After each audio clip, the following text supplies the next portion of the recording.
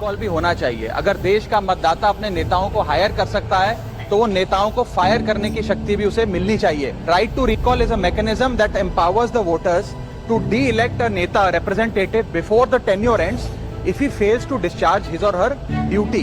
Sir, हम MP MLA चुनते हैं, उसके बाद अगर वो काम ना करे, अपने वादे भूल जाए, जनता से दूर हो जाए, तो 5 साल तक इंतजार करने के अलावा जनता के पास कोई ताकत नहीं है। कोई इंटरिम प्रोविजन नहीं, कोई अकाउंटेबिलिटी नहीं, कोई परफॉर्मेंस रिव्यू नहीं, कोई करेक्टिव ऑप्शन नहीं। नमस्कार, रामकृष्ण हरी, कसे आहात सगळे? तर आता जो आपण व्हिडिओ बघितला त्या खासदारांतर आपण सगळे ओळखतोच। ज्यांना माहिती नाही त्यांना सांगतो, ते आहेत आम आदमी पार्टीचे लोकसभेचे खासदार। देशातले यंगेस्ट खासदार आहेत ते। आतापर्यंत त्यांनी भरपूर चांगले चांगले मुद्दे उचललेत जे आपल्यासारख्या कॉमन लोकांना खूप फायदेशीर आहेत। जसे की डिलिव्हरी बॉयचा मुद्दा उचलला, त्यांना सरकारच्या ज्या काय फॅसिलिटी भेटल्या पाहिजेत त्या भेटल्याच पाहिजेत, त्याचा कायदा आणायला लावला।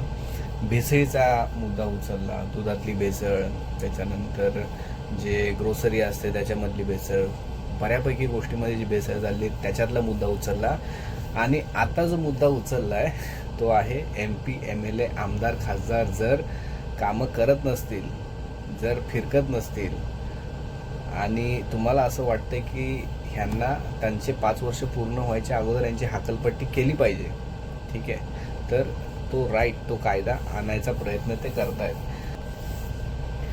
जर एखादा चांगला काम करायला लागला तर होतं काय की त्याच्या पाठीमागे एक तर ईडी लागते किंवा कुठला तरी त्याला गुन्हा दाखल होतो।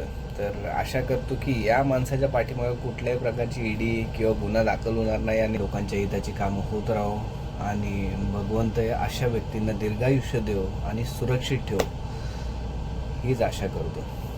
जय हिंद, बाय बाय।